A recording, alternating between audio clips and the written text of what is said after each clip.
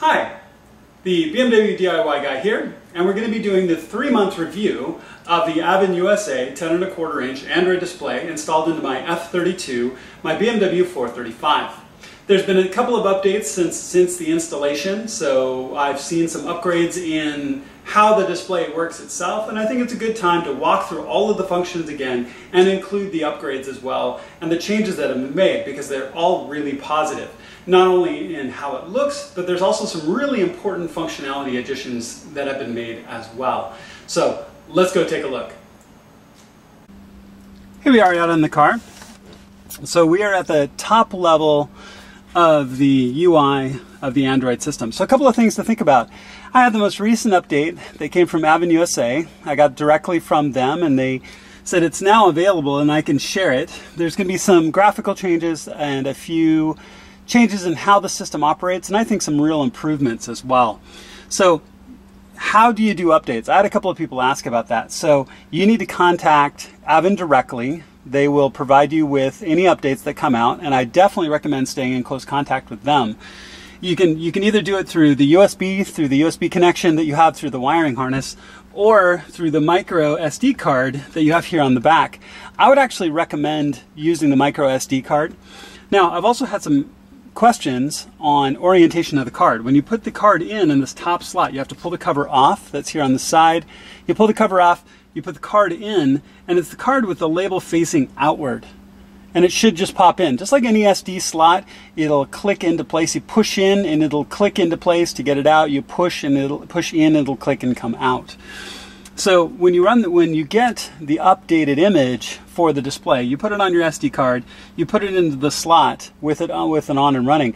I also recommend you do it with the car running as well, so there won't be any issues of the display timing out or your ignition turning off, things like that. Make sure you don't have a power interruption in the middle of doing it. It'll run through the update automatically. You pull the card out. It'll ask you if you want to update. When it sees the new image, you say yes. It'll reboot. It'll apply the update. You'll see the little Android robot with his tummy spinning. When it gets done, you'll see the BMW logo again. You pop your card out and you're good to go, or it'll run it again. So you don't want to run it more than once. So here we are at the top level. So one of the first things I want to point out is the highlights have actually changed a little bit. As you can see, it's got that orange highlight that when I recently had a loaner from my BMW dealership with the new iDrive in it. It was a 2017 model. It wasn't an 18, but it was a 17. The highlights on as you go through the iDrive are orange. So they've made an update to make these highlights look orange, which I think is a nice touch. Obviously, I'm using my iDrive controller here off screen to cycle through my options. And as you can see, we can go through them. Now, as before, it's a touch screen.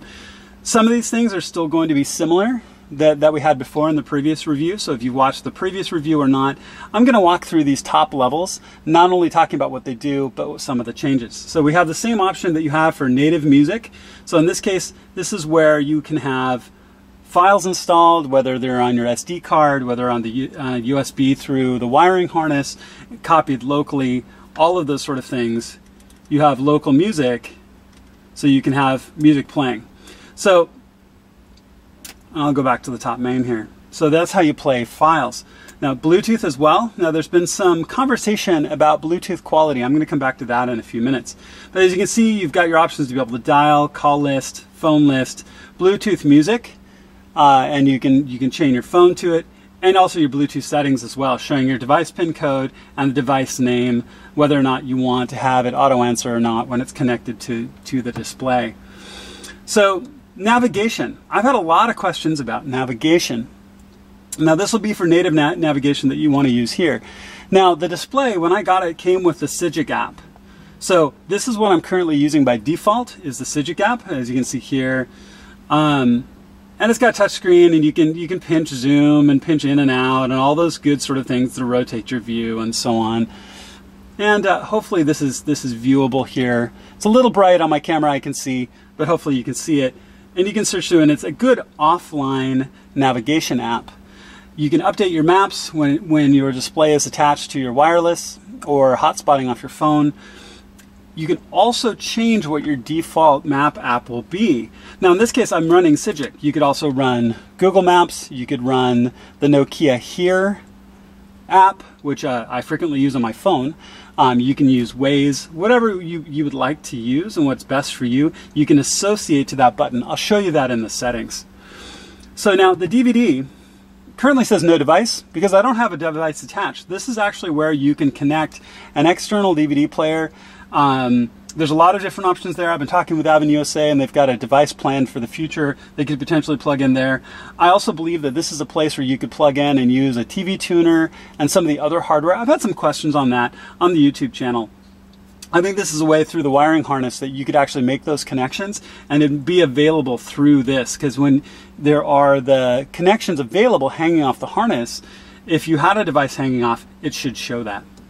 So original car, this is where you get back into your original iDrive settings, and all of the iDrive buttons still work. I'm navigating them down below off my center console.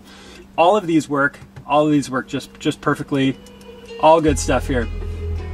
As you can see in here, music works fine. My stereo controls work fine. Off my steering wheel, all of that works beautifully. So I'm not going to spend a lot of time on the iDrive components because those are what you should be used to already, and what we're focusing here is on the display. Now, you have a browser capability where you can actually have a web browser. Again, you're going to be reliant, of course, on having a wireless connection or hotspotting off your phone, but you can flat out use use your browser here like you would in anything else, like as if this was a tablet or something similar. So now as we move our way over into video, this is just like the music. What we have here is a native video player. Again, you could copy movie files, you can move over anything that you want, whether it's off local or internal storage or off your SD card, and you can play movie files. It's nice to have a quick way to be able to get to that. It has a sample of Fast and the Furious, which is what's playing. All right, so let me backtrack here. Now, DVR. This is going to be the ability to have a forward-facing or rear-facing camera. I currently don't have a forward-facing camera in this car. This was where it would connection through the wiring harness. I've had previous Avin products that have had the forward-facing camera. Really is a lot of fun. I had an E46 M3 and had the Avin 2 head unit in my car, plus a forward-facing camera mounted above my mirror. And it was a similar function, and I could view or record track days and that sort of stuff. It really was a lot of fun. I really enjoyed it. Now, I'm going to save settings for a few minutes because that's where we're going to spend quite a bit of time and linger. So let's talk about dashboard for a minute. This is the same dashboard that we had before that is showing kilometers, RPM, your current fuel and current temperature, also status of your seatbelt and your handbrake. So this is something that I know in talking with Tommy. So for international customers, being in kilometers and being in liters, that's great. For US customers, this is something where we'd like to have it in miles per hour and gallon. I do know that there's, and also Fahrenheit as well for temperature. I do know that there's quite a bit of conversation around being able to change the options on the screen, and very likely update or available in a future update. So let me go back. So phone link. This is your ability to use the CarPlay or interconnection to display your phone. Now, this is where, and I always want to be honest. We talk about doing things that are right or wrong, or things that work well for me or don't. I've tested this connection with an iPhone, with a loaner iPhone, and it worked beautifully and perfectly from the first attempt. It connected and worked. I currently have a Samsung S8 Plus that I think, in my case, I think it's something about my phone. My phone is set up into the developer options.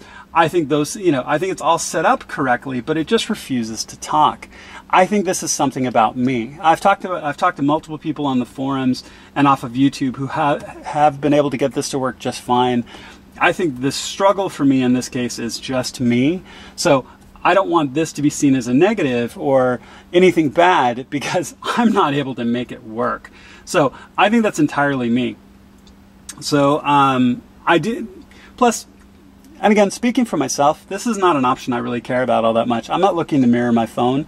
Most of the functionality I use, I either get out of the native Android or I get out of the iDrive functionality.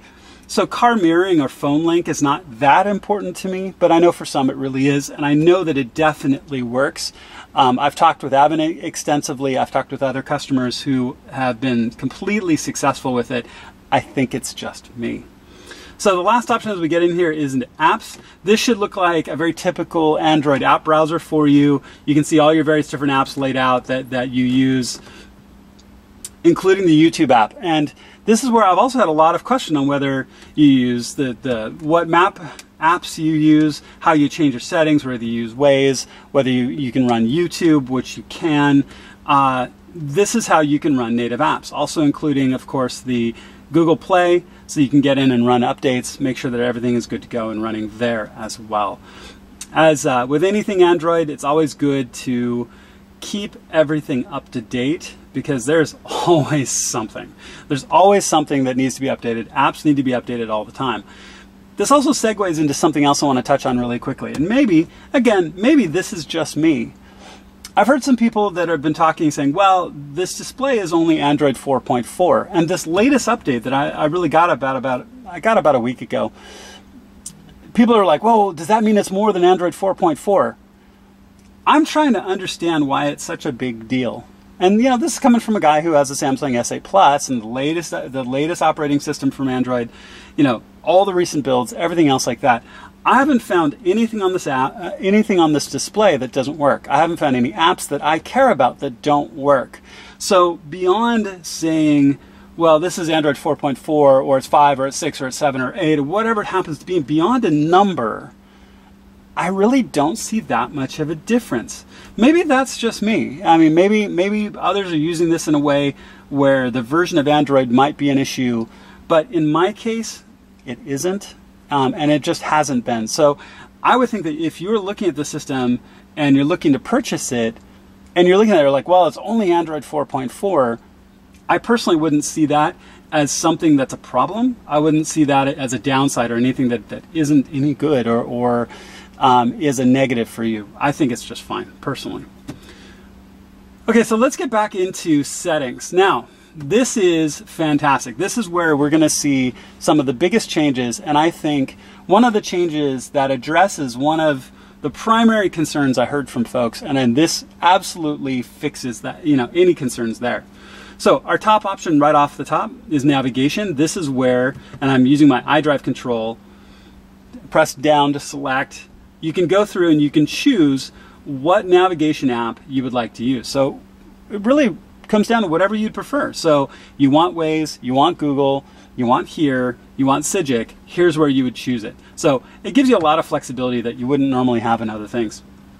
Language, obviously important. Current supported languages are 2 entries for Chinese and 1 for English. I think most, you know, in my case, obviously I'm running English. Now, time. This is where before there was some talk about how the display would seem to misunderstand time. For me, make sure to have it set on original time. So for me, this sets it so it's reading the time out of the Android 4.4 system directly, because I think you have the ability to change time in this top layer skin. I'm not sure why you'd want to do that and have it be out of sync with everything else, but original time, it talks to the OS and it provides the time, and I've not had any issues with the time up here in the corner getting out of sync or being a problem. Here's the big one. Here's the one that's absolutely fantastic and solves, I think, one of the places that people were talking about. They were talking about how the audio through the system seemed really muffled, on how it seemed that the bass was way too heavy, there was no tenor, and it seemed really muffled. And I would see that a little bit, not as much as some, but a little bit. What I was not present before was the ability to change your audio at a really important level.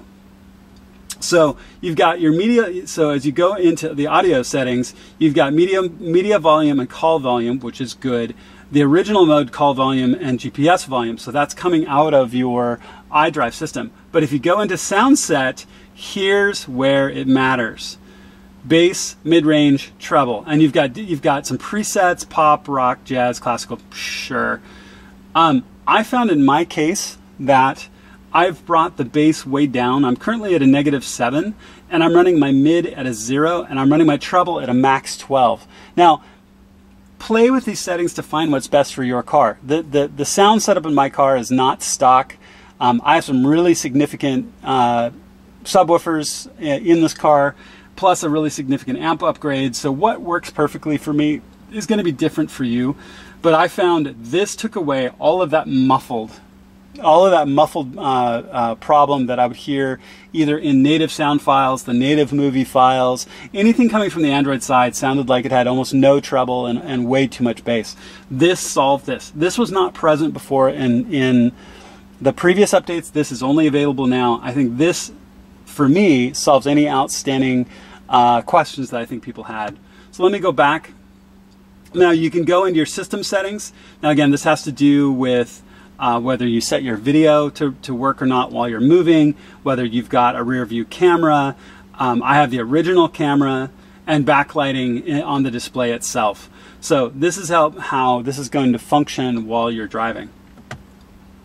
Now, when you go into more settings, these are your Android level settings that you would see out of the OS itself. This is how you connect your Wi-Fi, how you set your security and set all of your accounts, spell checker, date and time, all of those sort of things. This is what you'd see from Android that you just normally use. So let me go back here. Now, system info.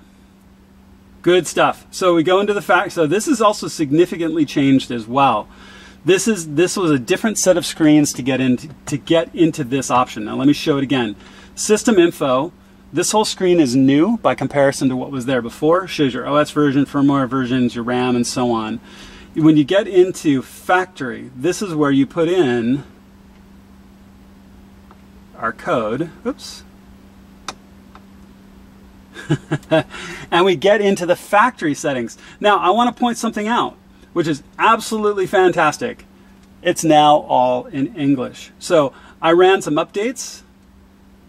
So when the device update ran, I also ran a CAN update as well. And if you notice, when you look at the CAN updates here, this is the issue where sometimes you'll see people, when they install this display and they go back to their original iDrive settings, their iDrive settings are all interlaced and you see all kinds of distortion across the screen. You fix that by going into CAN type. This CAN update, where it says update config, that's where I updated it from a file. This is all now in English. Now, in my case, I am running option 5, which is the F1X, 2X, 3X, 4X, 2011 to 2012, 6.5-inch full display. That works for me. That's the option that works best for me, even though I'm in a 2014 F32 that had the 8.8-inch screen. Now, I would suggest find which one works best for you, right? So the E60 8.8-inch screen, which in this case is option 3, that's an 8.8-inch screen, which is what I had before, but I still got the distortion. So you choose one of these options and you'll just see distortion. You can come back into the screen, pick the right one, and to find the one that works best for you, that allows you not to have that distortion. But the nice thing is that it's all now in English, which it was not before. So all of those are taken care of. You can change your startup logos. You can see there's a Mazda, BMW, Audi, so on. You can change how your DVD works, on whether or not it's going to work while you're moving, and you can go into your ARM settings as well. For me, I chose Harman because I had the Harman Kardon system in my car, and that I think addresses the majority of concerns that I saw really with this display. Now let's talk about briefly, let's take a look at the original car settings.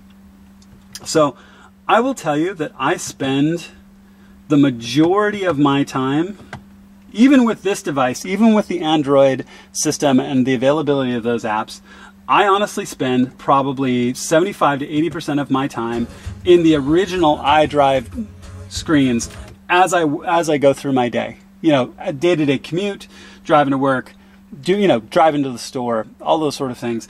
I'm in my iDrive screens the majority of the time. This is where I think this screen is a huge upgrade, even if it was just for this. This is one of the reasons why I look at the criticisms and the concerns about, well, it's only Android 4.4. Well, I don't understand those concerns personally, but even if you didn't have that, I think this upgrade is worth it, especially if you're coming out of the 6-inch screen. The display is so much better than what it was. The clarity of the screen, the visibility during the daytime, the almost border-to-border display, and even the silver trim around the outside really ties it all in really solidly and fits actually some of the accents in the lower dash. I think that this is really a quality product, even if you spend the majority of your time in the iDrive screens, which I do, and that includes the backup camera. If you have a factory backup camera, the quality of display out the rear is so much better because it's bigger. It's a cleaner resolution and a bigger display. I feel like I can see significantly better than what the factory screen used to show. In addition, if you don't have a backup camera and you install the aftermarket camera that's also available from Avin, my car has the factory camera. I assisted another owner of this display install the aftermarket camera, and the difference is night and day. If you don't have a backup camera, I strongly suggest that you install one, that you buy that from Avin, and then you install it along with the display. Now, I don't currently have video showing how to install the backup camera. I have some samples that I could potentially put up from the E46 in a previous generation of the Avin 2 head unit. When I installed the backup camera for another customer, it was for this display with that current backup camera that fits in perfectly into the trunk grip. It looks OEM. Just at the time, I didn't document it. I probably should have, but I didn't at the time. So even as you work through and you're working through and using the original iDrive screens, as you use these things, it really is so much better. It looks so good. So all of the various settings that you can go through, all of the things that you can see in your car, I think is absolutely fantastic to be able to use this better screen. I think the sport displays are even better. Now, one can wonder how accurate they are. Probably not all that accurate. But as you can see it, really substantially better to see this on a higher quality, more clear screen. So let's go back to the original displays. So as I look at this, like I said, I've been using this now for about 3 months. This is probably one of the best upgrades I've done. Now, I've done some other things here in my F32, as you've seen in my other documentation videos, increasing performance, and I've added some interior changes and some exterior changes. But in sheer use, this is the thing that I use the most day in, day out. I look at this every time I drive, every time I go. I'm changing my radio, I'm looking at my navigation, I'm looking at where I'm going. Now, one other thing I also wanted to highlight, here in about 6 months or so, my subscription for the BMW navigation, which I still have, is going to expire, and I couldn't be happier. I'm candidly a little frustrated the fact that they want me, and here's in my BMW navigation that I've updated, that I updated about 6 months ago, with the latest build of the maps, and I paid for the subscription, and for real-time traffic and all of these sort of things. And here we are as I scroll back and back and back, and you can see me here in the Pacific Northwest, here just outside of Seattle. So I paid for all of that. It'll be good for about another 6 months and it'll expire. I'm never going to have to pay for that again. I couldn't be happier from that. Given the ability to choose the navigation that I want, whether it's Waze, whether it's Google, whether it's Cigic, I can use those things and I don't have to pay a subscription fee. I can update offline maps, I can get real-time traffic, whether I'm using Waze, all those sort of things. And again, depending on how you use this display, it's not often that you can put technology into a situation that's actually going to save you money. Honestly, this is going to, because you don't have to pay for the map updates, which if you get them directly from BMW is a couple $100 a year. If you get them from other third-party sources, they can be a lot less than that. But then you're also paying for their monthly subscription for real-time traffic, for concierge service, all those different sort of things. You don't have to anymore, which is fantastic. You can just use the navigation that you've got here in the display. So all in all, I really want to stress what a positive upgrade this has been. The last 3 months of using this, I'm very comfortable with it now. I'm used to using it. The touchscreen is really nice, the ability to use it in that fashion, and the quality of the display itself. I've talked with lots of people on the forums and a lot of questions in the YouTube channel. And if you ask yourself, is this worth it? My answer is a categoric yes. Absolutely worth it in every circumstance. So as you look at these things, I welcome more questions. If you have more apps or things that you wonder if they work, please let me know, and I'd be happy to speak to them. I'm also going to demonstrate the iPhone CarPlay option here. I'll have another video up for that in the next week or two to demonstrate that, because I'm not an Apple guy, so I'm actually going to have to borrow. I'm going to have to borrow a device to actually show that functionality. But I thought it was really important to get this review up, because I know people have been asking about what's the new review look like, what does the compatibility look like, how do some of these apps work, and I thought it really important to get the video up so people could see it. So if you have any questions, please let me know. If you've liked what you've seen, please subscribe. I'm more than happy to answer any questions that people have, and I'll have a follow-up video once the Apple products arrive and I can demonstrate that technology, and I can also address any other questions you have at that time. Thanks so much. Please click below to subscribe, and I look forward to talking to you soon.